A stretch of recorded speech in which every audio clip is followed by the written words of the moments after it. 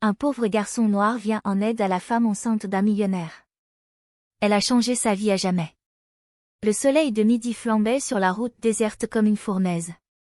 Ghislaine, 10 ans, pieds nus et couverts de poussière, errait au bord d'une route rurale, le ventre noué par la faim. Sa chemise, autrefois brune, collait à sa silhouette frêle, trempée de sueur. Son short était déchiré, ses lèvres, sèches et gercées. Il était dehors depuis le matin, fouillant dans les buissons à la recherche de bouteilles jetées ou d'emballages alimentaires à moitié rongés. Ce tronçon de route était habituellement calme. Des gens riches passaient parfois, vitres fermées, musique à fond, sans jamais s'arrêter, sans jamais regarder. Comme s'ils ne voyaient jamais les garçons comme lui. Mais ce jour-là, quelque chose était différent. Une élégante Rolls-Royce blanche se tenait immobile sur le bas-côté, son moteur ronronnant encore faiblement. Le siège conducteur était vide. La portière passager était grande ouverte, et au sol, à moitié affaissée contre le volant, se trouvait une femme blanche, enceinte, visiblement en souffrance. Ghislaine s'arrêta net, incertain de ce qu'il voyait. Elle tenait son ventre rond. Son visage était crispé de douleur, ses yeux fermés, son blazer trempé de sueur. Elle essaya de se redresser, gémit, puis retomba contre la voiture. Son instinct lui disait « Cours ». Ce n'était pas son monde. Mais quelque chose, plus fort que la peur, l'Y retenait.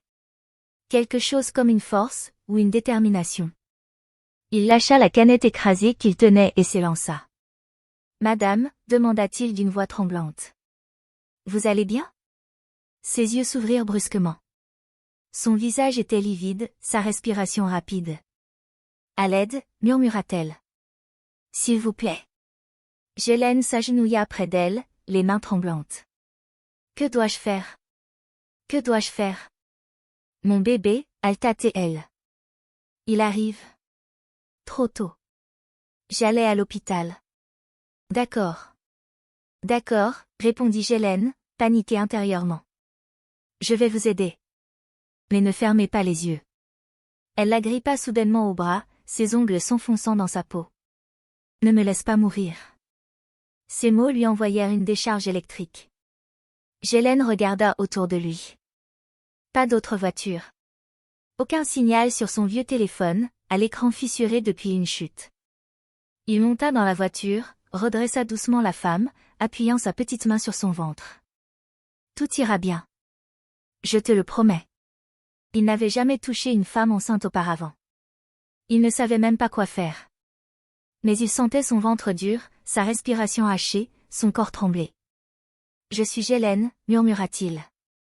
J'habite près des arbres, en bas de ce chemin.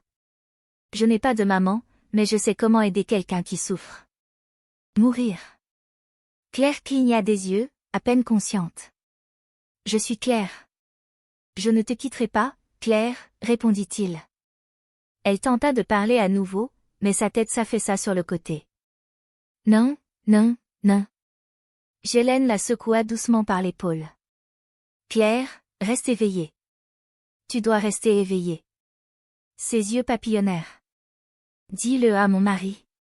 Il se pencha plus près. Dis à James, que j'ai essayé. Elle ne termina pas sa phrase. Le cœur de Ghislaine battait à tout rompre. Il regarda autour de lui, réfléchissant à toute vitesse. La maison la plus proche était à plus d'1 kilomètre. Il ne pouvait pas la porter. Il ne savait pas conduire. Mais il pouvait courir. Il referma la portière pour la protéger de la chaleur, plaça une couverture trouvée sur la banquette arrière sous sa tête, puis sans perdre une seconde, il s'élança, pieds nus, sur l'asphalte brûlant, criant à l'aide. Pour la première fois depuis des années, il pria. Quelqu'un, s'il vous plaît, n'importe qui. Il agitait les bras, hurlait jusqu'à ce que sa voix se brise. Et les minutes passèrent. Comme des heures. Puis un léger bruit. Des pneus.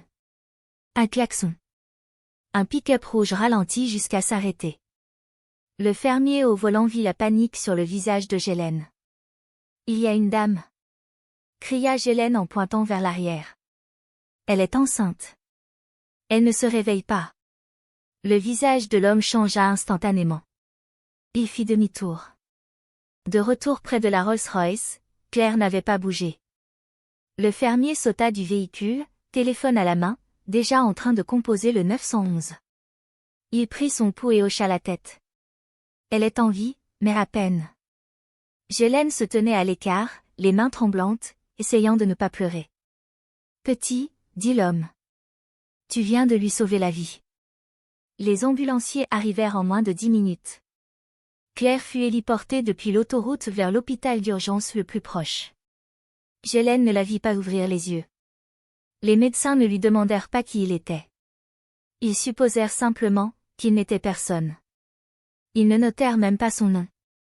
Alors, il disparut dans le décor. De retour sous les arbres. De retour sous la chaleur. Cette nuit-là, Ghislaine était assise devant son abri fait de bâches, les genoux repliés sur la poitrine, se demandant si elle avait survécu. Si le bébé avait survécu. Si l'homme dont elle avait parlé, James, l'avait retrouvé. Il ne s'attendait à rien. Il espérait juste. 2 jours passèrent.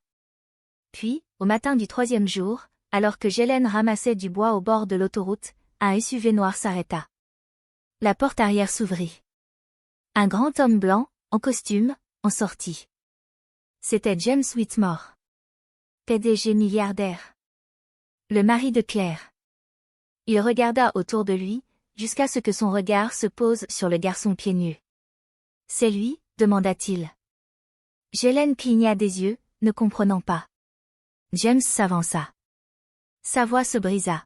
« Tu es le garçon qui a aidé ma femme ?» Ghislaine hocha lentement la tête. « Elle va bien ?» Les yeux de James se remplirent de larmes. « Elle est en vie, dit-il. Et notre petite fille aussi, grâce à toi. » Ghislaine baissa les yeux. James s'approcha encore, et posa doucement une main sur son épaule.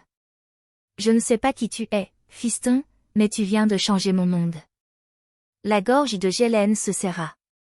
Il ne savait pas quoi dire. Il murmura simplement. « Elle m'a demandé de ne pas partir, et je ne l'ai pas fait. »« Tu as tout fait, » répondit James. « Tu es resté. » Et ce mot « rester » résonna longtemps dans le cœur de James. Parce que Ghislaine avait fait ce qu'aucun garde du corps, aucun chauffeur, aucun hôpital n'avait pu faire à temps. Il était là quand il le fallait. « Viens avec moi, » dit James. Ghislaine tressaillit. « Monsieur ?» James fit un geste vers le SUV. « Claire veut te voir. » Ghislaine hésita, fixant la route qui menait à la bâche de fortune qu'il appelait sa maison. C'était son monde. Il n'avait ni chaussures, ni affaires. Rien à emporter, si ce n'est son courage. « Je viendrai, » murmura-t-il. Le trajet jusqu'à l'hôpital lui parut irréel. Siège en cuir. Air frais. Bouteille d'eau avec un bouchon encore scellé. Ghislaine tenait la bouteille comme un trésor fragile, regardant d'une fenêtre à l'autre, le monde défilant comme un rêve. À leur arrivée, l'infirmière lui lança un regard interrogateur. Mais James l'écarta d'un simple geste. Dans la chambre, Claire était allongée, pâle mais rayonnante. Un petit être rose dormait paisiblement à ses côtés, emmailloté dans un tissu doux. Ghislaine se figea. Claire leva les yeux, sourit, fatiguée mais sincère. « Tu es Ghislaine ?» dit-elle. Il hocha timidement la tête. Elle tendit la main. « Viens ici. » Il s'approcha, incertain. Ses mains étaient encore poussiéreuses. Mais elle les prit sans hésiter. « Je me souviens de toi, » dit-elle. « Ta voix a été la dernière chose que j'ai entendue avant que tout ne devienne noir. »« Tu m'as dit de ne pas partir, » murmura Ghislaine. Claire sourit, les yeux brillants. « Et tu ne l'as pas fait. Grâce à toi, je peux tenir mon bébé. » Ils restèrent en silence un instant. Les bips des machines et les mouvements doux du nourrisson remplissaient la pièce. « Tu veux la tenir ?» demanda Claire. Les yeux de Ghislaine s'écarquillèrent. « Moi ? » « Elle est là grâce à toi, » dit-elle doucement. « Tu en as le droit. » Les bras tremblants, Ghislaine berça la petite fille. Elle était chaude. Légère. Ses petits doigts s'enroulèrent autour des siens. Ses yeux se remplirent de larmes. Personne ne lui avait jamais fait autant confiance. Personne ne l'avait jamais vue, ainsi. James se tenait au pied du lit, les bras croisés, regardant quelque chose se déverrouiller sur le visage du garçon. Plus tard dans la journée, alors qu'il sortait de l'hôpital, James posa une main sur le dos de Ghislaine. « Je veux te faire une promesse, dit-il. » Ghislaine leva les yeux, incertain. « Tu n'auras plus jamais faim. Tu ne dormiras plus jamais dans un fossé. Tu auras une maison. Des vêtements. Une école.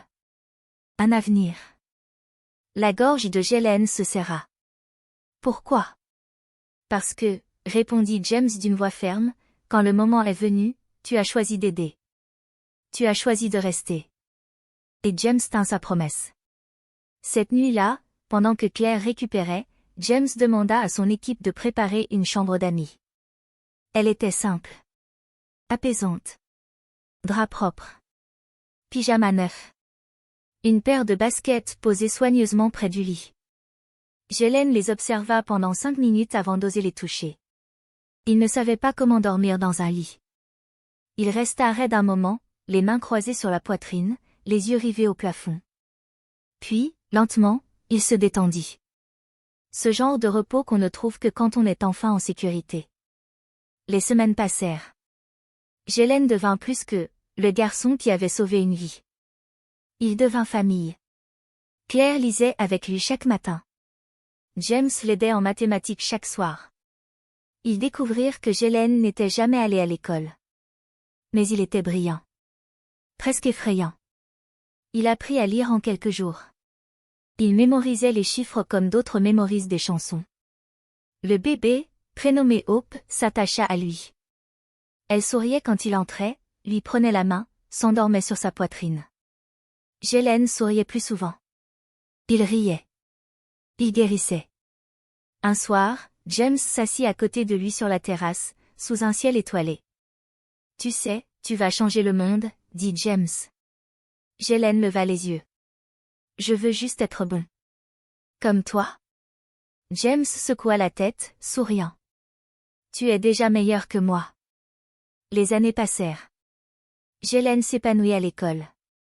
Il rejoignit un club scientifique, décrocha des bourses, prononça des discours sur le courage et le choix.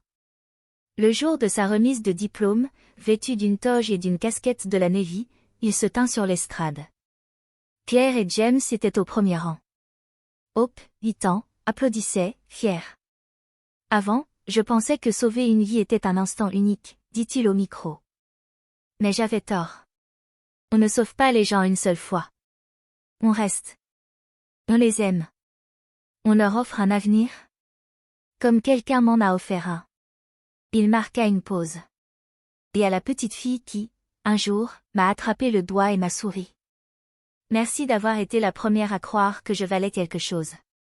Hope souriait. Des larmes. Claire pleurait à chaudes larmes.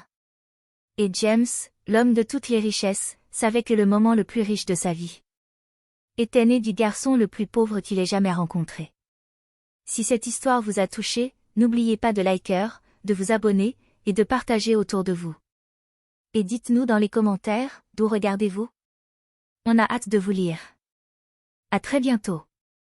Restez bienveillants, curieux, et humains.